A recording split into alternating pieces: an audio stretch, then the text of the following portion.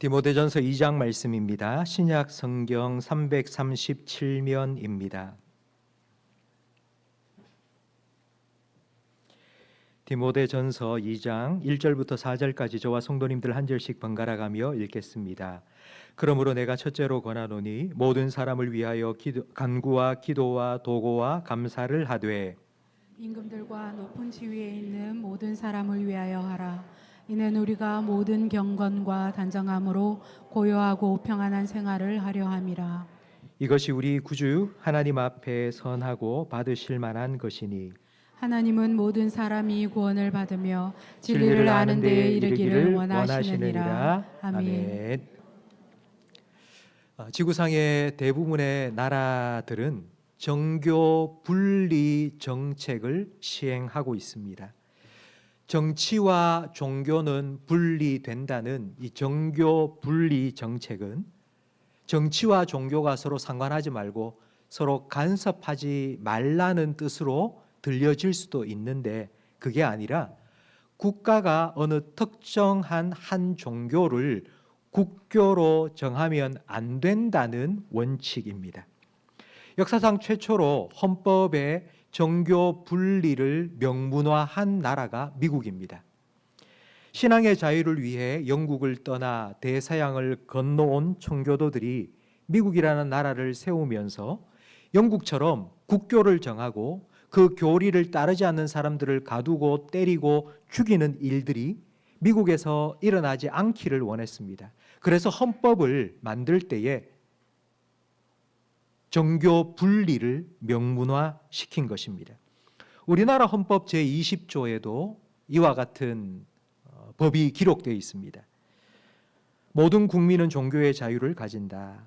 국교는 인정되지 아니하며 종교와 정치는 분리된다. 그러니까 정교 분리라는 건 결국 한 나라의 국교를 나라가 정하지 못한다라는 원칙입니다. 그러니까 이 말을 이렇게 오해할 수 있습니다. 교회가 정치적인 발언을 하면 안 되고 교회가 정치적인 활동을 하면 안 된다, 이렇게 오해할 수 있는데 그런 의미가 아닙니다.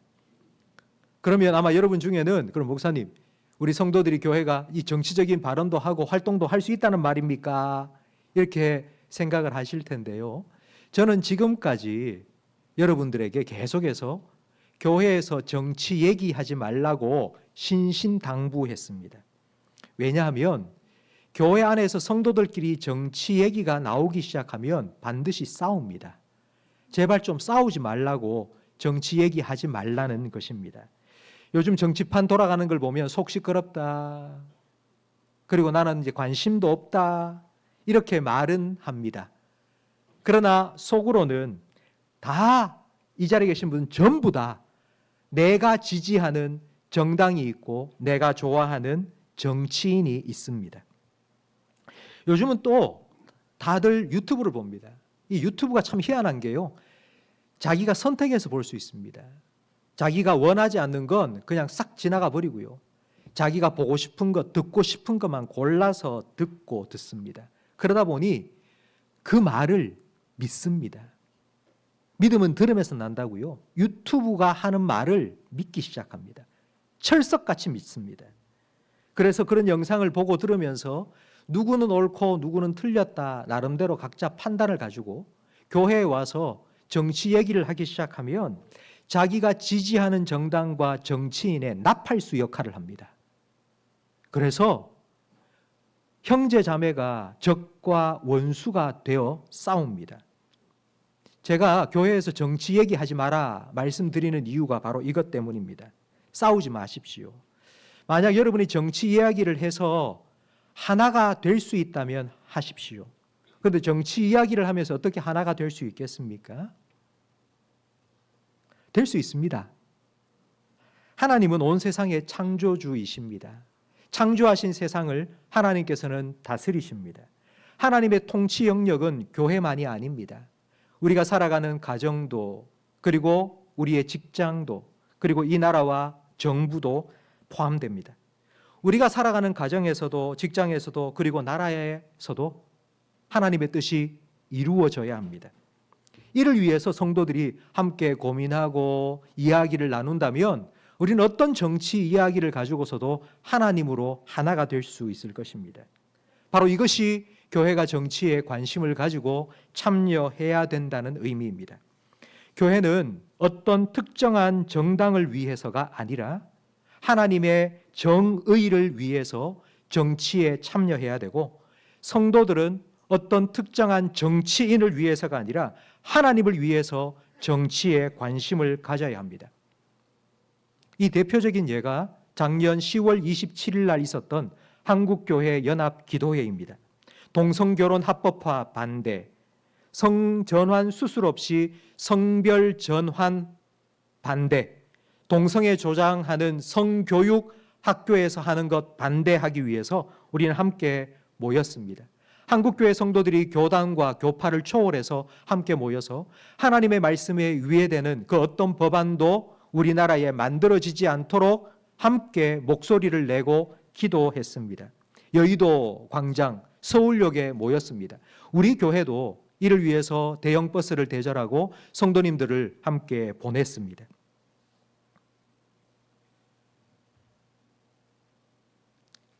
오늘날 우리가 살아가는 이 시대는 그 어느 때보다도 정치적으로 혼란한 시기입니다.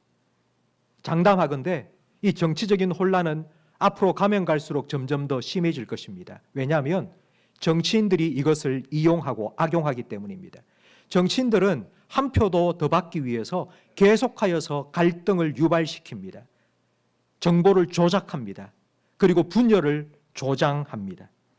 바로 이런 정치인들 때문에 우리나라 사회는 점점 가면 갈수록 앞으로 더 양극화되고 극단화되고 갈등과 분열이 지속될 것입니다. 그렇기 때문에 우리 교회와 성도들은 정치에 더 관심을 가지고 적극적으로 참여할 필요가 있습니다. 제가 오늘 이 정치에 관한 민감한 주제로 설교를 하려고 한 이유 중에 하나가 있는데요. 최근에 정치판 돌아가면서 청문회를 하는데 그 청문회에 참석한 증인들 중에 무당들이 있는 겁니다. 무당. 제가 뉴스를 통해서 정치판에 무당들이 등장하는 걸 보면서 도대체 지금 이 시기에 교회는 뭐 하고 있나? 이런 생각이 든 것입니다. 과연 우리는 뭘 해야 될까요? 지금 이와 같은 혼란한 이 시대에 우리는, 교회는, 성도는 뭘 해야 될까요? 어떻게 정치에 관심을 가지고 참여해야 될까요? 오늘 본문 1절 말씀을 우리 다 함께 화면을 보면서 읽겠습니다. 그러므로 내가 첫째로 권하노니 모든 사람을 위하여 간구와 기도와 도고와 감사를 하되. 간구와 기도와 도고와 감사는 모든 종류의 기도라는 뜻입니다. 기도에 관한 모든 용어를 다 사용해서 개인 기도할 때, 합심 기도할 때, 중보 기도할 때, 감사 기도할 때 누구를 위해서 기도하라고요? 2절 말씀을 함께 읽겠습니다. 임금들과 높은 지위에 있는 모든 사람을 위하여 하라. 이는 우리가 모든 경건과 단정함으로 고요하고 평안한 생활을 하려 함이라. 임금과 높은 지위에 있는 모든 사람들은 요즘 말로 하면 위정자들과 정치인들입니다. 이들을 위해서 기도하라고 성경은 말씀합니다. 왜냐하면 이들을 세운 분이 하나님이시기 때문입니다. 아니, 어떻게 하나님이 왕을 세워서 우리가 선거일이 되면, 민주주의 국가인 우리나라는 총선과 대선에 한 국민 한 국민이 투표를 해서 뭐 위정자를 뽑고 국회의원 뽑고 뭐 대통령 뽑고 하는 거 아니야? 우리가 뽑은 거지. 그게 어떻게 하나님이 뽑았어라고 생각하실 수 있습니다. 사실 이 선거제도는 하나님이 만드신 것은 아닙니다. 하나님께서 주신 것도 아닙니다. 하나님께서 이 땅에 세우신 제도, 기관은 딱 2개밖에 없습니다. 그건 가정과 교회입니다. 나머지 학교, 기업, 정부, 이 모든 세상의 모든 기관과 조직은 다 인간이 만든 것입니다. 사람들이 모이다 보니 규칙도 필요하고 조직도 필요해서 만든 것입니다. 출애굽기 18장에 보면 출애굽한 이스라엘 백성이 수가 너무 많으니까 모세 한 사람이 다 그들을 상대할 수 없어서 이드로라는 모세의 장인이 이렇게 조언을 합니다. 1000부장, 100부장, 10부장을 만들어라. 조직을 만들라는 것입니다. 하나님께서 주신 것이 아닙니다. 인간이 필요에 의해서 조직을 만든 것입니다. 왕정의 시작도 마찬가지입니다. 이스라엘 백성은 사무엘에게 찾아가 다른 나라의 왕들이 있는데 왜 우리한테는 왕이 없습니까? 우리에게도 왕을 주십시오. 왕정 제도를 요구한 것입니다. 그때에 하나님께서 왕정 제도 안 돼라고 거절하지 않으셨습니다. 하나님께서 이렇게 말씀하셨습니다. 너희가 왕을 구하는데 내가 왕을 주겠지만 그 왕 때문에 너희가 어떤 고통을 당하게 될지를 내가 알려주겠다 하면서 왕이 있으면 그 왕이 너희 아들과 딸을 데리고 가서 부려먹을 것이고 너희 밭과 포도원 중에 제일 좋은 것은 자기가 빼앗아 갈 것이며 너희의 돈, 세금으로 거두어 갈 것이다. 하나님의 말씀을 들어보면 왕정 제도가 문제가 아닙니다. 제도가 문제가 아니라 왕이 된 사람의 문제입니다. 인간의 문제입니다. 그래서 우리는 위정자들과 정치인들을 위해서 기도해야 됩니다. 개인 기도할 때, 합심 기도할 때, 중보 기도할 때 기도해야 됩니다. 우리가 선거철만 되면 잠언 16장 33절 말씀을 늘 듣습니다. 사람이 제비를 뽑지만, 사람이 투표를 하지만, 그러나 그 결정은 누구에게 달려 있다고요? 하나님께 달려 있습니다. 그래서 하나님 마음에 합한 사람 뽑힐 수 있도록 하나님 우리 기도 응답해 주십시오라고 기도합니다. 그때만 기도하지 말고요. 그 이후에도 계속하여서 정치인들, 위정자들 위해서 기도해야 합니다. 그렇다면 구체적으로 무엇을 기도해야 될까요? 먼저 위정자들과 정치인들이 자기가 누구인지를 정확하게 주제 파악을 하도록 기도해야 합니다. 로마서 13장 1절 말씀을 함께 화면을 보며 읽겠습니다. 각 사람은 위에 있는 권세들에게 복종하라. 권세는 하나님으로부터 나지 않음이 없나니 모든 권세는 다 하나님께서 정하신 바라. 그러므로 권세를 거스르는 자는 하나님의 명을 거스름이니 거스르는 자들은 심판을 자취하리라. 1절 말씀에 보면 위에 있는 권세들에게 복종하라. 그 권세는 하나님께로부터 난 것이다 라고 말씀합니다. 그런데 이 말씀은 무조건 정부의 말에 복종하고 순종하라는 뜻이 아닙니다. 만약 그런 뜻이라면 초대교회 성도들이 황제 숭배에 순종을 해야죠. 우리 한국의 초대교회 성도들도 신사참배 명령에 순종을 했어야죠. 절대로 이 말은 정부가 하는 말에 무조건 복종하라는 뜻이 아닙니다. 그러면 왜 하나님께서 권세를 주신 그들에게 순종하고 복종하라고 말하는 걸까요? 그 이유가 로마서 13장 4절 말씀에 나옵니다. 우리 함께 화면을 보면서 읽겠습니다. 그는 하나님의 사역자가 되어 내게 선을 베푸는 자니라. 그러나 내가 악을 행하거든 두려워하라. 그가 공연히 칼을 가지지 아니하였으니 곧 하나님의 사역자가 되어 악을 행하는 자에게 진노하심을 따라 보응하는 자니라. 위정자들과 정치인은 하나님의 사역자입니다. 사역자라는 말은 디아코노스인데요. 이 디아코노스는 지금 우리 교회에 있는 집사님 할 때 그 집사입니다. 집사라는 말은 주인은 아닙니다. 주인은 아니지만 주인의 집을 대신해서 맡아 관리하는 사람입니다. 왕은 이런 사람입니다. 하나님께서 그에게 맡기신 일을 하는 하나님의 사역자, 하나님의 일꾼입니다. 권력을 주신 분은 하나님입니다. 그런데 권력을 주신 목적이 있습니다. 하나님의 일을 하라고 주신 겁니다. 그래서 우리는 그 권력에 복종하라고 말씀합니다. 성도 여러분, 로마서 13장 1절 말씀에 위에 있는 권세에 복종하라는 이 말은 무조건적으로 정부가 하는 말에 복종하라는 뜻이 결코 아닙니다. 이 말은 이런 의미입니다. 하나님 앞에서 하나님의 권력을 받아서 하나님의 일을 해야 될 사역자는 반드시 그 권력에 대한 책임을 지게 된다는 의미입니다.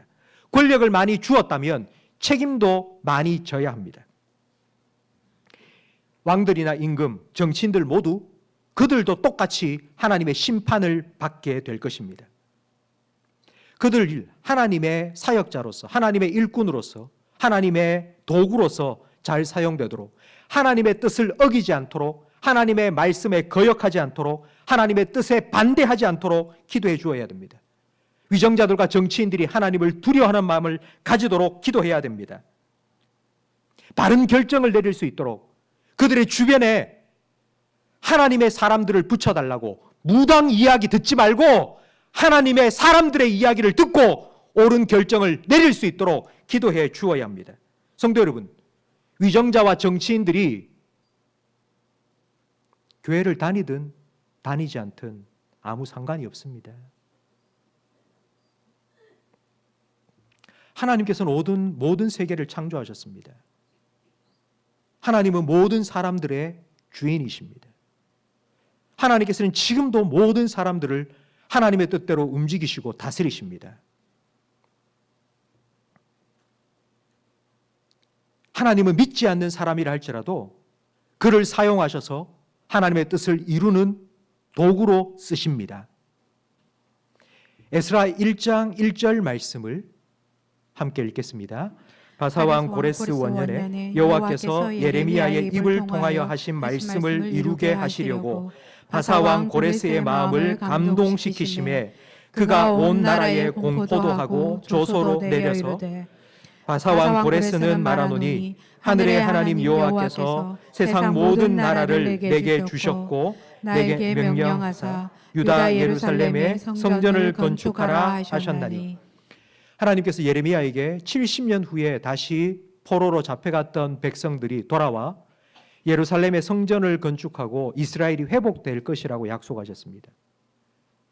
이 약속을 이루시기 위해서 바사왕 고레스의 마음을 감동시키셨는데, 바사왕 고레스는 이방인입니다. 하나님을 모르는 이방인입니다. 그런데 하나님께서 그 고레스의 마음을 감동시켜 움직여서 이스라엘의 회복을 이루셨습니다. 하나님은 왕이, 임금이 하나님을 모르고 하나님을 인정하지 않는다 할지라도 우리가 기도할 때에 그 기도에 응답하셔서 하나님의 도구로, 하나님의 사역자로, 하나님의 일꾼으로 하나님의 뜻을 이루는 도구로 사용하실 수 있습니다. 성도 여러분, 하나님께서는 우리의 기도를 들으셔서 위정자와 정치인이 하나님을 모르는 이방인이라 할지라도, 불신자라 할지라도 그들을 통하여 하나님의 뜻을 이루는 하나님의 도구로 쓰실 수 있습니다. 여러분, 안 믿으십니까? 여러분, 이걸 안 믿으시면은요, 여러분 기도 못 합니다. 성도 여러분, 여러분이 자녀를 위해서 왜 기도하십니까? 내가 아무리 해도 안 되니까 하나님, 제발 우리 아들, 딸 좀 하나님께서 좀 만져주십시오 라고 기도하는 것 아닙니까? 내가 도저히 할 수 없는 거니까 하나님께 맡기며 기도하면 하나님께서 그 기도를 들으시고 우리 아들과 우리 딸들의 삶에 하나님의 일을 이루실 거라고 믿으니까 기도하시지 않습니까?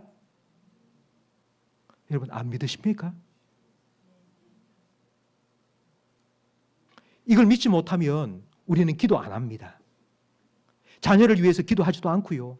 나라와 위정자와 정치인들을 위해서도 기도할 수가 없습니다. 이걸 믿어야지만이 기도할 수 있습니다. 하나님이 그렇게 하실 거라고 믿어야지 기도할 수 있습니다. 성도 여러분, 정치적인 수단이나 방법으로 세상이 바뀌는 것이 아닙니다. 여러분, 혹시 이렇게 착각할 수 있습니다. 우리가 나가서 데모를 하고 우리가 나가서 집회에 참석하고 그래서 세상이 변화될 거라고 여러분 그렇게 생각하신다면 여러분 정말 교만한 것입니다. 우리가 뭔가를 잘하기 때문에 세상이 달라질 거라고 생각합니까? 우리가 뭔가를 하기 때문에 정치가 바뀌고 세상이 바뀌고 달라질 거라고 생각한다면 여러분은 정말 대단한 분들이십니다. 제가 이렇게 말씀드리는 건 그런 집회나 그런 데 참석하지 말라는 뜻이 결코 아닙니다. 여러분 하세요. 참석하고 싶다면 하세요. 그런데 여러분, 그 집회에 참석하는 그 시간만큼 기도하세요. 그 집회에 참석하는 그 시간만큼 기도하시고 그리고 그 집회에 참석하세요. 우리가 기도하면 하나님께서 들으시고 하나님의 일을 이루실 겁니다. 우리가 기도하면 하나님께서 그 사람을 통해 하나님의 뜻을 이루실 겁니다. 우리가 기도하면 하나님께서 그 사람을 하나님의 일꾼으로, 하나님의 사역자로 고레스의 마음을 감동시켜서 하나님의 뜻을 이루신 것처럼 그렇게 하나님의 일을 이루어 가실 것입니다. 그렇다면 구체적으로 우리가 위정자들과 정치인을 위해서 무엇을 기도해야 되는지 오늘 본문 1절, 2절 말씀을 다시 함께 읽겠습니다. 그러므로 내가 첫째로 권하노니 모든 사람을 위하여 간구와 기도와 도구와 감사를 하되 임금들과 높은 지위에 있는 모든 사람을 위하여 하라. 이는 우리가 모든 경건과 단정함으로 고요하고 평안한 생활을 하려 함이라. 아멘. 하나님께서 왕과 임금과 정치인들과 위정자들을 세우신 목적이 있습니다. 그건 바로 저와 여러분과 같은 평범한 국민들이 평안하게 살아가도록 하기 위함입니다. 평안, 이 평안은 샬롬입니다. 하나님께서 다스리는 나라가 되어서 그 하나님의 통치 아래에 모든 것이 질서를 갖추어 사람들이 평안하게 사는 것이 샬롬입니다. 그럼 이 평안의 반대는 무엇일까요? 평안의 반대는 불안입니다. 왜 불안할까요? 혼란스럽기 때문입니다. 질서가 깨어졌기 때문입니다. 그렇다면 이 샬롬, 평안은 어떻게 우리에게 찾아오나요? 우리가 무엇을 해야지 평안이 임할까요? 이사야 32장 17절은 이 질문에 대한 대답을 분명하게 우리에게 보여주고 있습니다. 화면을 보면서 함께 읽겠습니다. 공의의 열매는 화평이요 공의의 결과는 영원한 평안과 다시 한 번 더 읽겠습니다. 공의의 열매는 화평이요 공의의 결과는 영원한 평안과 안전이라. 평안은 무엇의 결과입니까? 공의입니다. 공의가 행해져야지만이 샬롬, 평안이 찾아옵니다. 이사야 32장은 공의로 다스릴 왕이 오실 것이라는 예언입니다. 이사야 32장 1절 말씀에 보니 보라 장차 한 왕이 공의로 통치할 것이라고 말씀합니다. 이 왕이 누구인지 우리는 잘 알고 있죠? 바로 예수 그리스도입니다. 예수님은 평강의 왕으로 오셨습니다. 예수님이 평강의 왕이신 이유는 예수님께서 공의와 정의를 행하셨기 때문입니다. 공의라는 말은 쉽게 말하면 하나님의 말씀이고요. 정의는 그 하나님의 말씀을 실생활 속에 적용하는 것을 의미합니다. 우리가 위정자들과 정치인들을 위해서 기도해야 되는 것이 바로 이것입니다. 그들이 공의를 행하도록 정의를 따라 행하도록 기도해야 됩니다. 공의로운 지도자가 될 수 있도록 정직한 지도자가 되도록 기도해야 합니다. 하나님이 주신 권력을 가지고 사리사욕을 채우는 것이 아니라 이 땅에 하나님의 공의를 이루도록 기도해야 되고 그래서 이 땅 가운데 분열과 갈등과 혼란이 임하는 것이 아니라 하나님의 샬롬이 평안이 이루어지도록 기도해야 됩니다.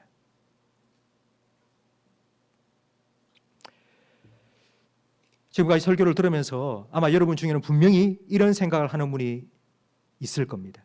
목사님, 기도만 한다고 됩니까?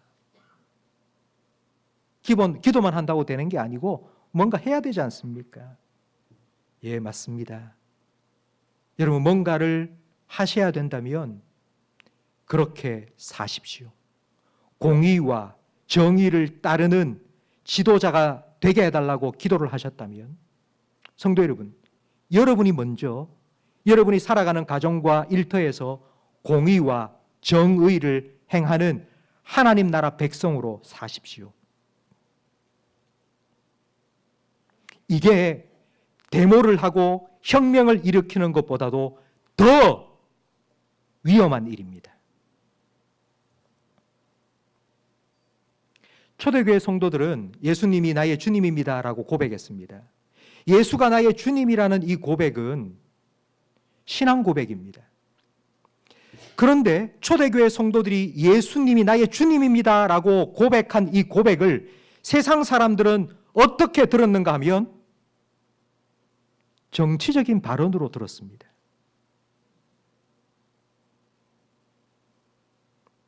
그 당시에 로마 황제는 주라고 인정하고 황제를 숭배하라고 명령했기 때문입니다. 그런데 황제가 주가 아니라 예수가 주라고 고백한 이 신앙 고백은 세상 사람들에게는 정치에 반대하는 것이고 왕을 반대하는 것이고, 그래서 그 사람들이 박해를 당하고 순교를 당해 죽었습니다. 성도 여러분, 우리가 데모하고 혁명을 일으키는 것보다 더 위험한 일이 우리가 예수를 주로 인정하고 예수를 주로 인정한 믿음으로 살아가는 것입니다. 초대교회 성도들은 예수님을 주님이라고 인정하며 그렇게 살았습니다. 어떻게 살았는가 하니, 그 당시는 2000년 전에 로마가 세상을 정복하면서 정복지에서 사람들을 끌고 와 노예로 삼았습니다. 노예 제도가 있었죠. 노예는 말하는 짐승입니다. 그래서 함부로 주인이 노예를 죽여도 아무렇지도 않습니다. 그런데 그때에 초대교회 성도들은 주인과 노예가 한자리에 모여서 함께 예배를 드렸습니다. 함께 먹고 마시면서 함께 형제 자매가 되었습니다. 성도 여러분, 이 세상에 노예 해방법이 세워진 건 1865년입니다. 지금 평등법과 인권보호법이 2000년에 만들어졌습니다. 그런데 이런 평등법과 인권보호법이 없던 2000년 전 그 당시에 초대교회 성도들은 예수를 나의 주님이라고 인정하며 그 고백대로 살아가면서 1800년 후에나 일어났던 노예 해방이 그 교회 가운데 임한 것입니다. 이게 세상이 변화되는 방식입니다. 하나님은 이렇게 세상을 바꾸어 가시기를 원하십니다. 우리를 통해, 성도들을 통해, 예수의 사람들을 통해, 예수를 주로 고백하는 그리스도인들을 통해, 그 믿음으로 살아가는 성도들을 통해 하나님께서는 세상을 변화시키기를 원하십니다. 이걸 위해서 우리가 기도하는 겁니다. 이걸 위해서 우리가 살아가는 거고요. 지금 우리나라는 불안합니다. 우리나라는 너무 혼란스럽습니다.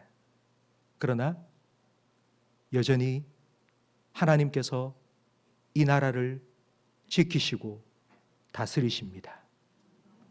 여전히 하나님은 하나님이시고요. 여전히 하나님께서는 이 나라와 이 민족을 지키시고 보호하십니다. 역대하 16장 9절 말씀에 여호와의 눈은 온 땅을 두루 감찰하사 전심으로 자기에게 향하는 자들을 위하여 능력을 베푸신다고 말씀하십니다. 온 세상이, 지구상에 있는 200여 나라가 다 하나님의 나라입니다. 그런데 그 중에서도 하나님께서 유독 관심을 가지시고 능력을 베풀어 그 땅에 하나님의 평화, 샬롬을 임하게 하시기를 원하시는 그 나라가 있다고요. 그 나라가 어디냐 하면요, 전심으로 하나님을 향하여 찾고 기도하는 자가 있는 나라입니다.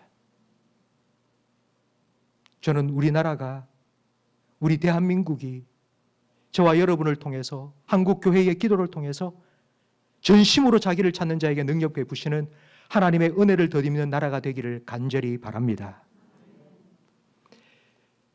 새마을 운동은 1970년 박정희 대통령이 시작했습니다. 박정희 대통령이 자기가 생각해서 새마을 운동을 시작한 게 아니고요, 어디서 벤치마킹을 했습니다. 어디에서 했는가 하면요, 1962년 김용기 장로님이 설립한 가나안 농군 학교에서 배운 겁니다. 6.25 사변 이후 도시에는 사람들이 모여서 먹고 살기 좋아졌는데요, 농촌은 여전히 가난했습니다. 그래서 김용기 장로님은 가난한 농민들을 위해서 가나안 농군 학교를 설립하고 사람들을 모아서 복음을 전하고 아주 구체적이고 실제적인 농업 기술을 가르쳐 주었습니다. 이 소식을 들은 박정희 대통령이 거기에 구경을 하러 간 겁니다. 도대체 뭘 하는가 싶어서 간 겁니다.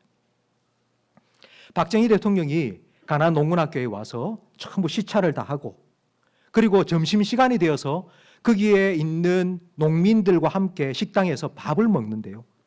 이제 밥이 딱 차려지자 숟가락을 탁 들고 막 먹으려고 했습니다. 그때 갑자기 그 가나안 농군학교 교장이었던 김용기 장로님이 이렇게 말하는 것입니다. 각하께서 우리나라를 법으로 다스리는 것처럼 우리 학교도 제가 교장으로서 제가 다스리는 법이 있는데, 그 법은 밥을 먹기 전에 이 쌀을 주신, 햇빛을 내리시고 비를 내려서 쌀을 주신 하나님께 기도를 하는 것입니다. 그러자 갑자기 박정희 대통령이 숟가락을 탁 놓고요, 기도를 하기 시작한 겁니다. 다 같이 기도를 하고 식사를 했습니다. 제가 청년 때에 가나안 농군학교에 간 적이 있습니다. 지금도 잊혀지지 않는 그곳에 한 장소가 있는데요. 산 위에 보면요, 산을 깎아서 굴을 뚫고 거기에 기도 처소를 만들어 놓았습니다.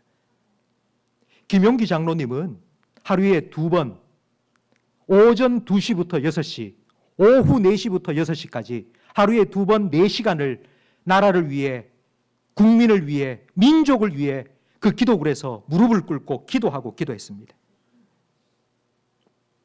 근데 그 기도굴 앞에 이런 편말이 딱 붙여져 있는 거예요. 그게 오늘 설교 제목입니다. 조국이여 안심하라. 왜요?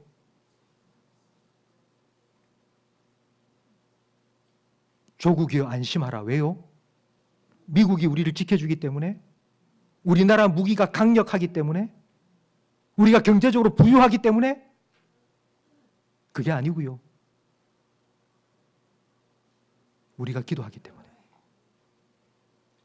우리가, 여러분이, 성도들이 기도하니까요.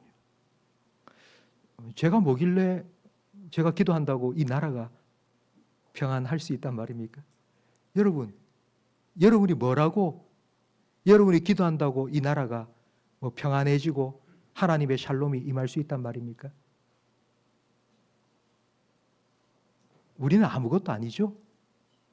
그런데 우리의 기도를 들으시는 하나님께서 온 우주의 창조자시며 온 세상의 통치자이시기 때문입니다. 성도 여러분, 우리가 기도할 때에 하나님께서 우리 기도를 들으실 겁니다. 하나님께서 우리의 기도를 들으시고 이 나라 이 민족을 긍휼히 여기실 것입니다. 하나님께서 우리 기도를 들으시고 하나님이 세우신 위정자들과 정치인들을 통하여 하나님의 뜻을 이 땅 가운데 이루어 가실 것입니다. 그렇게 하실 하나님을 믿으시기 바랍니다. 하나님 앞에 기도하시고요, 나라와 민족을 위하여 기도하시고요, 그 하나님을 믿고 기도하시는 저와 우리 모든 성도님들이 되시기를 예수님의 이름으로 축복합니다.